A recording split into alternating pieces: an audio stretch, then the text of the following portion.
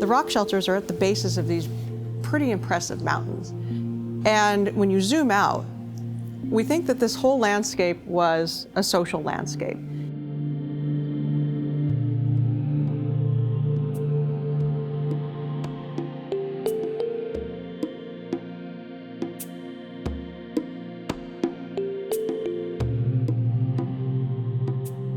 My name is Jessica Thompson. I'm an assistant professor of anthropology at Yale University and an assistant curator at the Yale Peabody Museum. I study ancient foraging lifeways in Central Africa.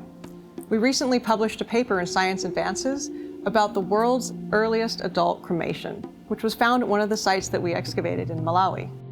The Peabody is doing research, active field research in so many parts of the world.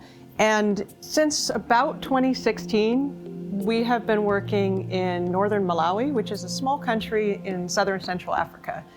We wanted to revisit the area because we wanted to find out more about what actually was present in the record with respect to the Stone Age archaeology of this area.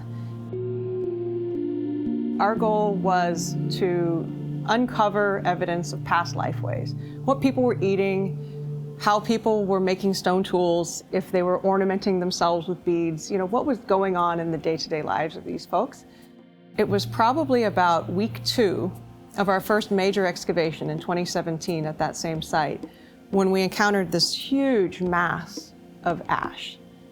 And you're like, okay, well, this is probably an old fireplace or a hearth or something like that. So you keep excavating, and then you find that it just keeps going and going, and it's just getting deeper and thicker.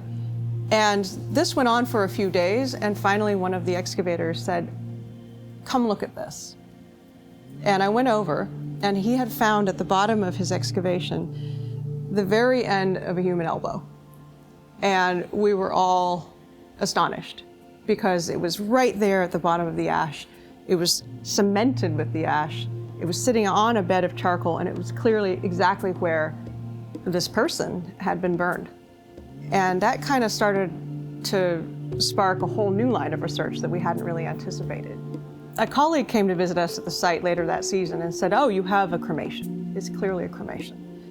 We were very interested in that point in understanding who this person was, and of course how old they were and how long ago they had died.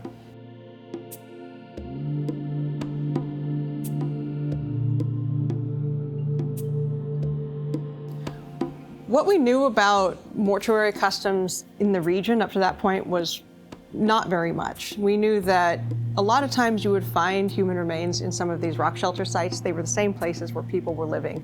We also knew that occasionally you would find complete burials, and that suggested that these sites were places where people were coming again and again for mortuary practice.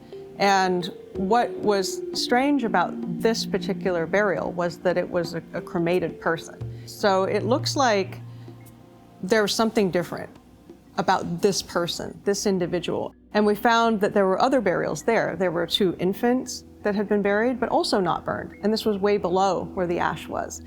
The fact that they were treated differently from the other burials at the site suggests there was something about them that warranted that type of communal investment and labor. All of this dates to a window between about 16,000 years ago and about 8,000 years ago.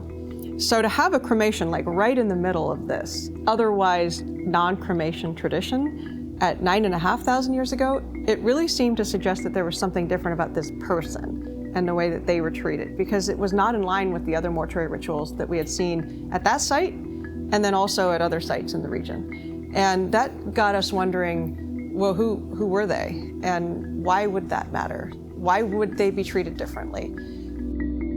There were a few other clues about her life. It seems like she was probably suffering from a little bit of arthritis, suggesting she was on the older side. And also she had an infection on one of her arms that had healed at some point. It kind of puts together a picture of a person who lived in society where, yeah, they were moving around hunting and gathering, but they weren't moving huge distances. They had a lot of manual labor. Life was hard. And this was a thriving landscape full of people with embedded social memories and stories related to all of these landscape features. It's almost totally erased today.